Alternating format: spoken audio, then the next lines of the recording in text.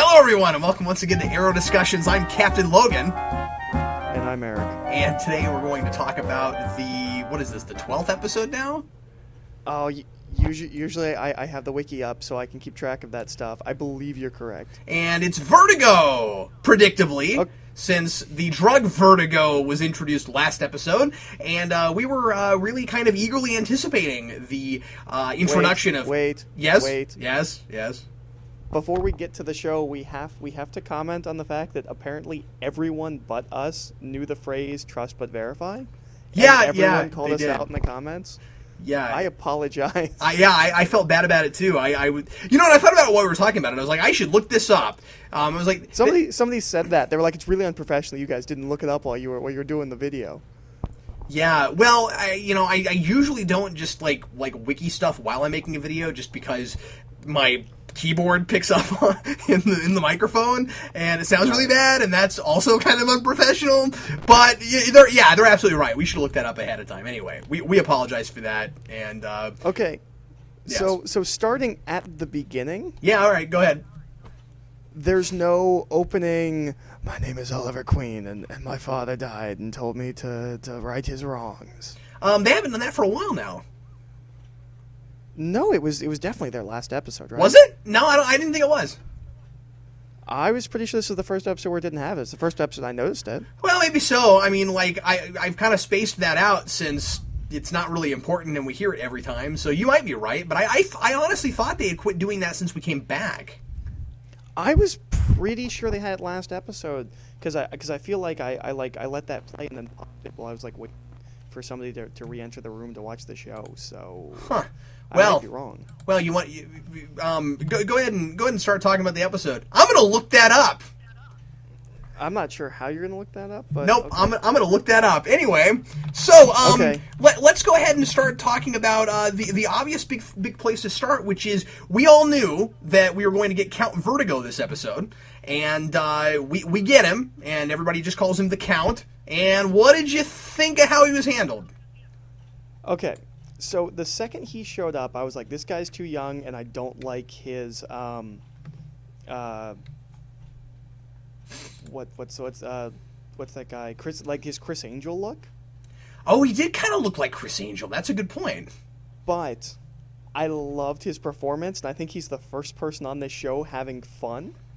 I just like I felt like he just went so, like, not campy, but like he was just having so much fun playing this part. I was enjoying watching him. He was really out there, and yeah. I could have appreciated... Honestly, I didn't really care for the performance, and I could have appreciated it more if it weren't for the fact that I didn't know anything about this guy. I don't know why he's acting like that. I don't know why he's so crazed. I assume it's because he's hopped up on drugs all the time. I would assume that too, but I wish they had told us more about him. I mean, he really felt like kind of a generic villain to me that they were trying to make feel less generic by giving him this big, grandiose, theatrical personality. And I really liked it. I thought he was a lot of fun. He's the kind of villain I've been waiting for in this show. Fair enough, but it was frustrating because I felt like we have had characters that we've had villains in the show already that, like, I knew something about and I was interested in who they were, but they didn't really have a personality. And I got the opposite of that. Well, you know what I got the most strongly off of in this episode, right? With his performance? He's doing Scarecrow from Batman Begins.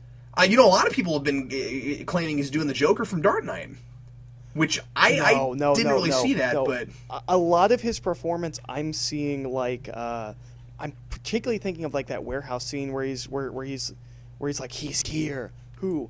The Batman. Oh yeah, like, no, that's a good point. Except he's way more theatrical out there. No, yeah, absolutely. But it didn't help that. We also kind of had some Begin stuff with the way Vertigo is used. There's literally a scene where when he woke up, I was waiting for him to say, "Well, you know how it is. You know, you're hanging out at clubs, they're passing around the weaponized Vertigo." Yeah, that was in there. Oh, so let me say just real quick that yes, you're absolutely right. Last episode did open with "My name is Oliver Queen." It's funny because I actually thought when it opened. Without My Name is Oliver Queen, I'm like, oh, if you're gonna get rid of that, wouldn't it make sense to do it after the season break, like not like 2 episodes after? Yeah, no, you're absolutely right. But anyway, but yeah, I really like Count Vertigo. I thought it was fun. Wouldn't you agree though that it would have been nice if we'd gotten a little bit of background on that guy? I didn't care, and okay, and here's the thing, is I knew that the show was going with his performance when they give the backstory about how he gets called the Count, and they said that they had 2 puncture marks like a vampire, and I was like, did he stab him with like twice with the syringe, or did he have like a double syringe? And then you see it, and it's a double syringe. It is the silliest goddamn thing you could possibly have. Yeah, it's pretty silly. and like I was like, okay, this entire show is going with this just kind of over the top silliness, and I was like, I'm totally with this. I really like this. Well, that's fair. I mean, I'm a little on the fence about it. When he pulled out the double syringe, I was so excited. I was like, no, that's a double syringe. That's fun. I'm still going to disagree with you to a point, just because I was a little bit jarred by it, because this show hasn't gone there before, and it seems like such a giant leap. What I thought made it work was that the rest of the show was very kind of consistent with the show previously. So that's honestly exactly why I didn't think it worked. I felt like it was a different show right at those points. And again, I understand. I'm not dogging on it too hard. I wanted it to work, but I was trying to latch on to something a little bit more than just this guy's acting all crazy and over the top. Like, I don't know. It wasn't enough for me. I wanted to know more about the guy and why he was acting like that. And again, like, they could have given us more without going too far into it. Is he on his own drug? Like, what's going on with this guy? I don't know. It was a little generic. I didn't put any of that thought into it. I was just like, oh, hey, a villain that actually has like a personality. I was totally down for it. I didn't even think about I'm like, oh, he's a drug dealer. Well, and I know you've been wanting stuff that's more comic book, so you probably really latched onto that. And I've kind of given up on this being a comic book show. And so I'm thinking about it a lot more in terms of a standard, a drama, because it's been working pretty well lately as a standard drama with kind of its own atmosphere now, and so I don't know. I'm not falling back so hard on the comic book stuff. About his background, I actually liked his little bit about how he spent 3 years developing the perfect high, and I got the impression that he's just always high, like he's just a drug head who just wanted to develop the perfect drug. I didn't feel like it needed more than that. Okay. Well, fair enough. I mean, I liked that about it too, but again, his motivations were a little lost on me. I couldn't decide if he was trying to also get high, or if he was just a really psychotic businessman. I just assumed he was always high. I did think that this guy was absolutely the most menacing villain we've had so far, and the stakes were as high as they've ever been. But it made sense, and I'm glad that it took a couple. When they did the fight at the end, and he was just like a one hit and down kind of a thing. I was like, oh, they've been building him up. I was kind of hoping we'd get a fight. I agree with you. But what I was going to say is, I'm glad that it took a couple episodes to get us there. That like they set up Vertigo last episode, although. It is kind of interesting that Vertigo was taking over so hard, and that was the first we heard of it. Well, he finds drugs in Speedy's room in the first episode. Is it Vertigo, or was it just generic drug, or was it dropped as something else? No, I'm almost positive it's not Vertigo, because she doesn't seem to have heard of Vertigo until that last episode. Oh, okay. Well, actually, I thought it worked that they cover later in the episode, or Ollie says later in the episode, is that he says he's going to take this drug citywide. So it seems like it's kind of just a pandemic in a small area, like he's just kind of testing it. Yeah, that's true. But again, I like that the stakes were so high. I really like the idea that it killed 50-something people to develop this thing. Yeah, that was hardcore, man. Yeah, that really made it real. I like that. Quite good. And I thought it was an interesting way he got the name The Count, was that he double syringed these people, but I don't know, maybe it is that I'm looking for that comic book thing, but I enjoyed him. I don't like his costume, and literally every time a scene would start, I'd have to start over, where I'd be like, oh, that guy looks so dumb, and then he'd start acting. I'm like, oh, hey, he's having fun. That's right. I didn't like how he looked. I thought he just kind of looked dumb. I'd like to talk a little bit about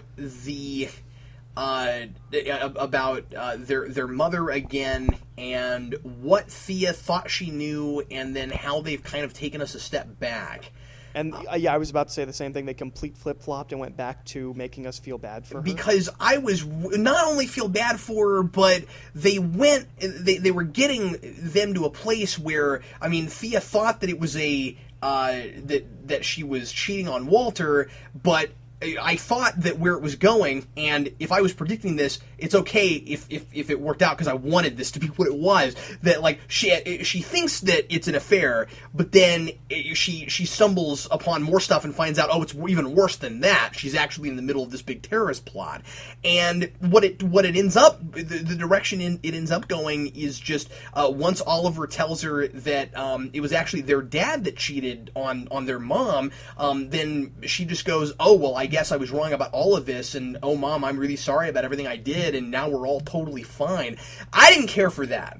Okay. There's a couple of things going on here, because it plays out across multiple scenes, and there's a lot to say about the different scenes. Yes, because sure. When it first starts up, and she's offered that deal to get probation. Yeah. And she says no just to spite her mom. I liked that.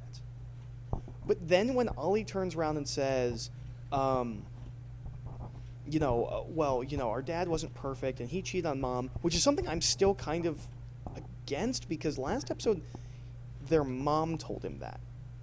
And I still feel like she's lying about that. Yeah, who knows? I kind of don't think that she is. I think that we're supposed to buy that he was a total scumbag and he did all kinds of stuff like that. And also, it's kind of a but wouldn't it be very much a father-son parallel thing? And that would be very much a thing for this series to do, because he was cheating on Laurel with Laurel's sister. And then the show has the I don't think she's lying about that. The single biggest soap opera moment that it's ever had.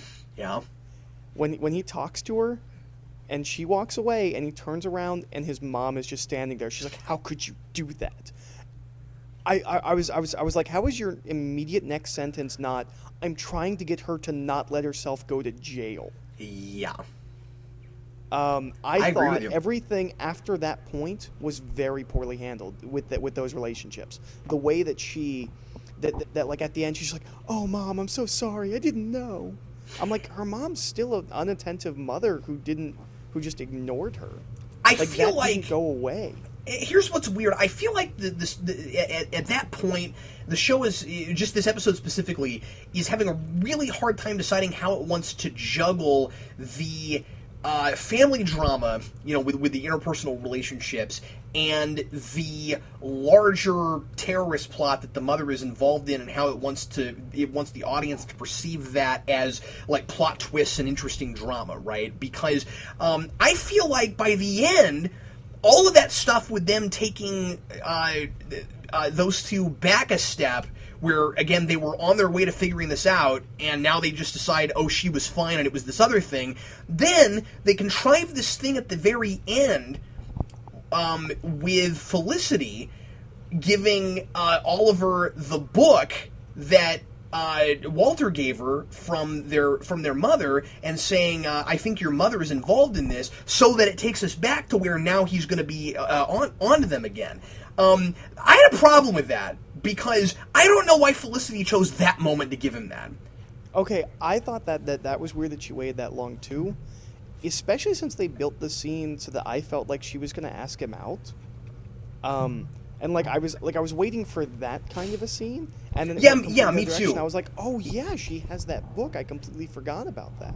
I don't know why she picked that moment, and I felt like it played it a little bit like it had something to do with just all the times that he's lied to her, and that then like she put it all together finally. But she also seems, even in that scene, kind of smarter. I was waiting than that, for her to reveal that she knows that he's Arrow too. Yeah, me too. I mean, just that for what? Okay, look, I'm not. And actually, she says, remember, I've been saying that this is his Lucius Fox. Right. And this is his Lucius Fox. She says, with different wording, the exact same thing that Fox says to Bruce and Batman Begins. Don't think of me as an idiot. And here she says, look, I'm not stupid. It's the same thing. Now, I'm not complaining that hard that he's kind of got a Lucius Fox character, because it kind of makes sense that you might build that in, although I wish they weren't making it so obviously borrowed from Begins, in that he keeps having all of these, like, really silly kinds of explanations for why he's doing certain things.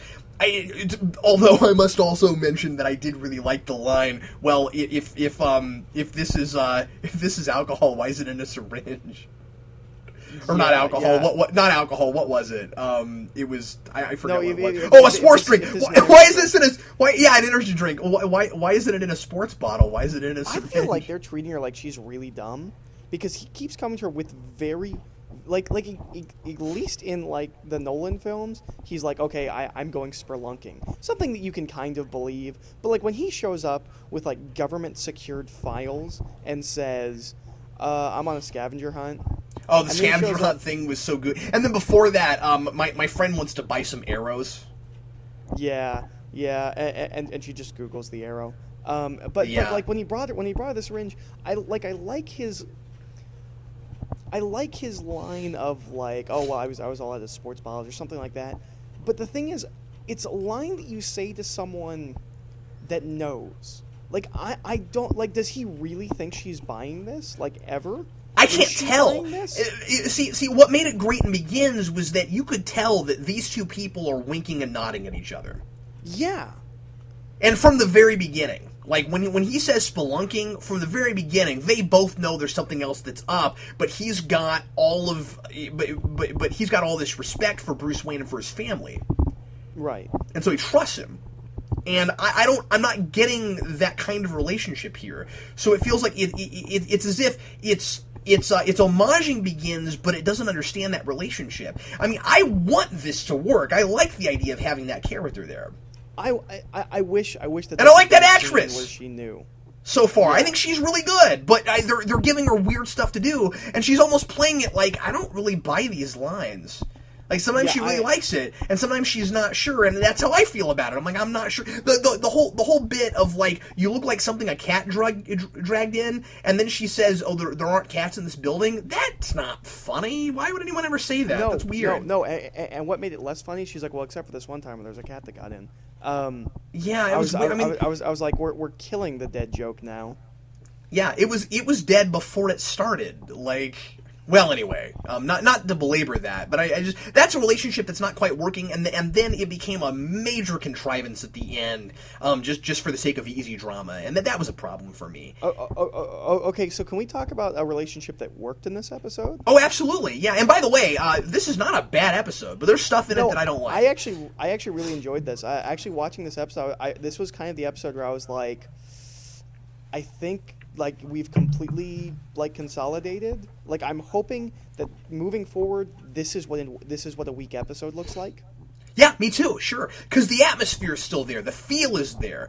And there's still good in it. Absolutely. Go ahead. There's actually two relationships in this that I really liked.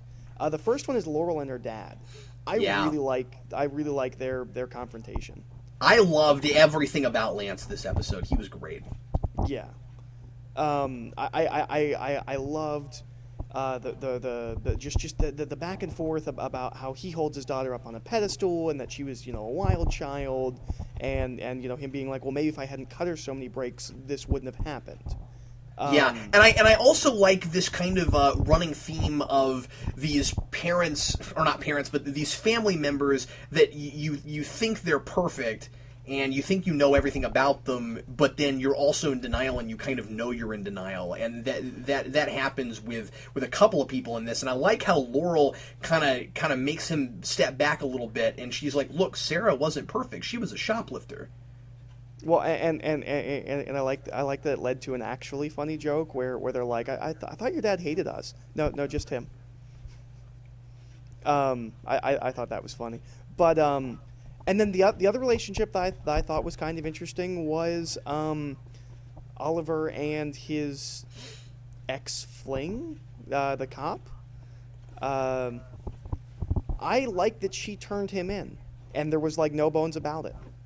Yeah, and I liked that he respected her for it. Yeah, I liked that he wasn't hurt by it. I liked that he's like, no, you were doing your job. I thought his cover-up story could have been a little bit worse, because when they showed up, I thought he told her. I thought it was... and he's Were you surprised by how forthcoming he was with everybody this episode? Yeah. Well, and when he was just there, and all the cops show up, and then the cops show up at his house, and he's like, "Is something wrong with his sister?"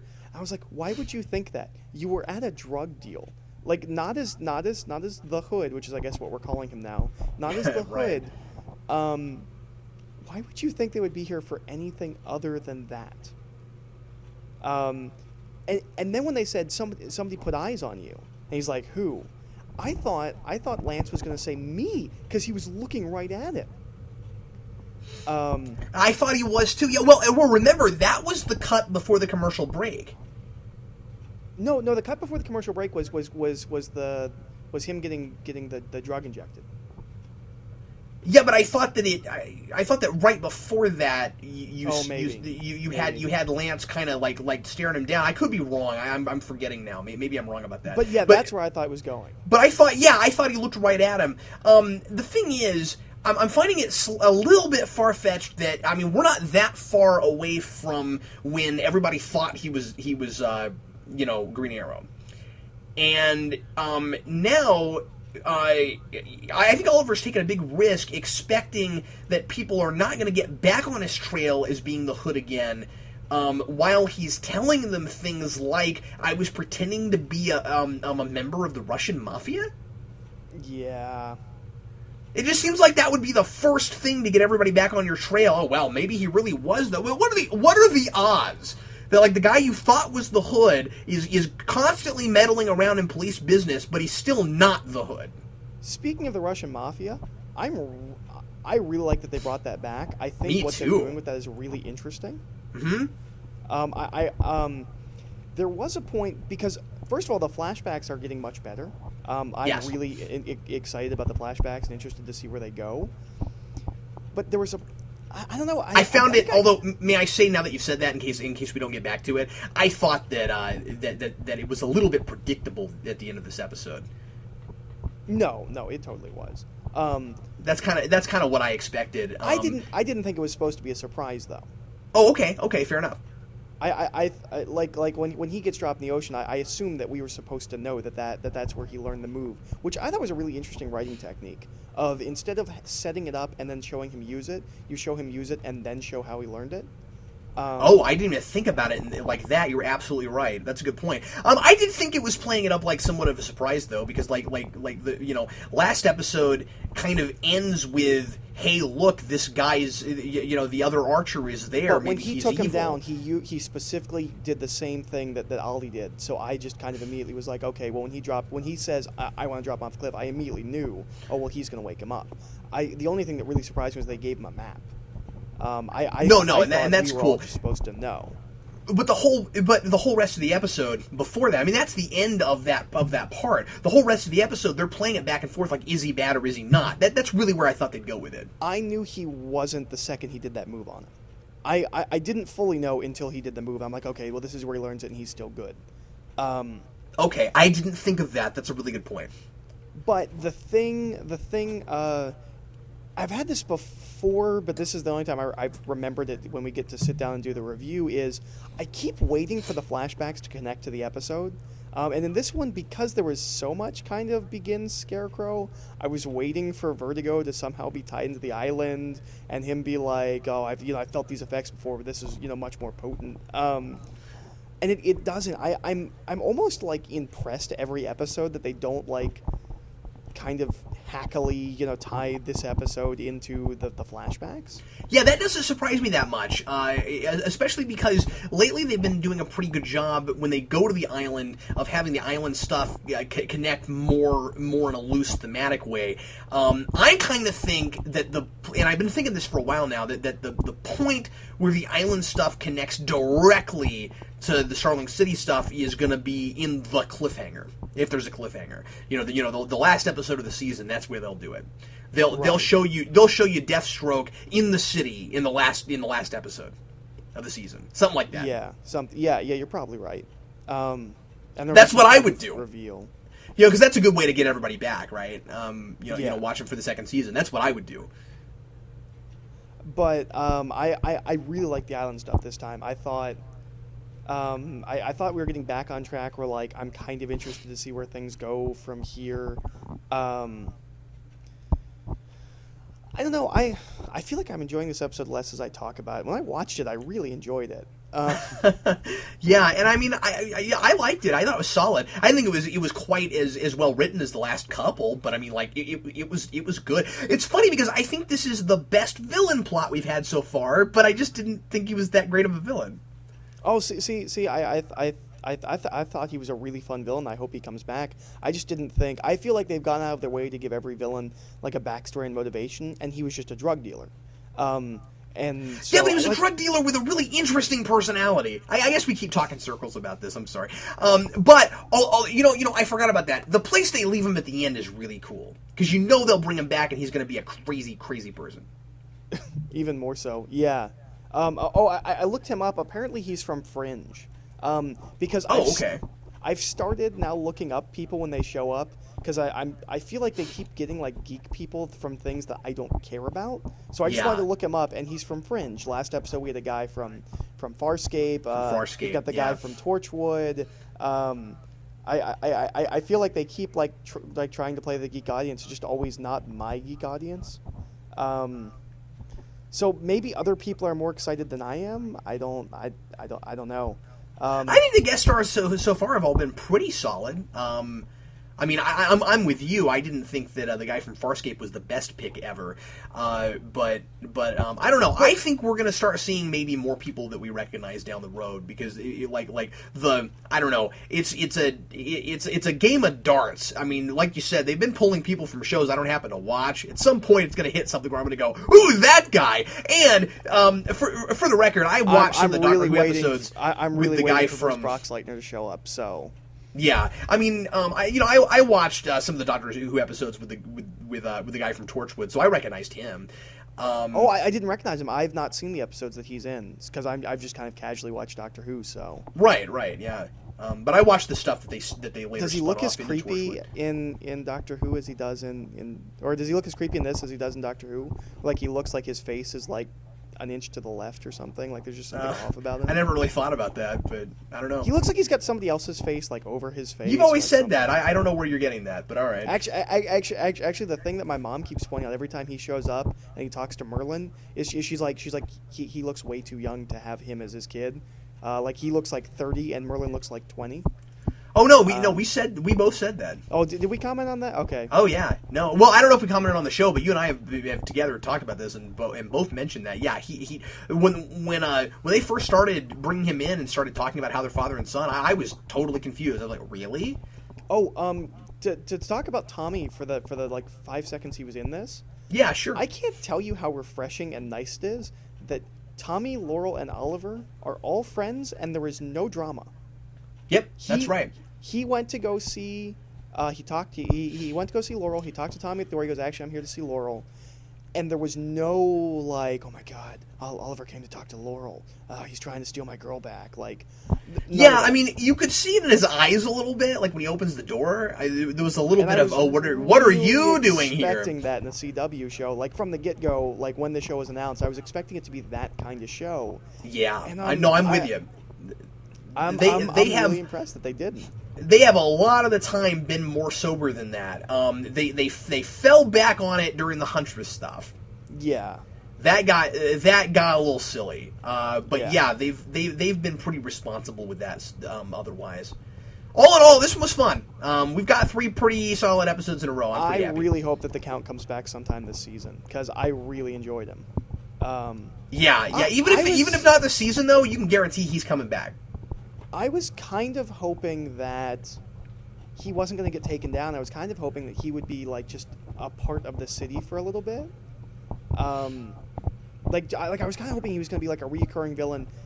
in the sense that like he wasn't going to get caught. Like it was going to be an issue for a while that he was on the streets peddling these drugs. Yeah, like the Vertigo thing would continue on even past Fia's involvement in it. Yeah. Something I want to mention before we go. When Oliver has the count, I was really confused by that scene. Were you confused?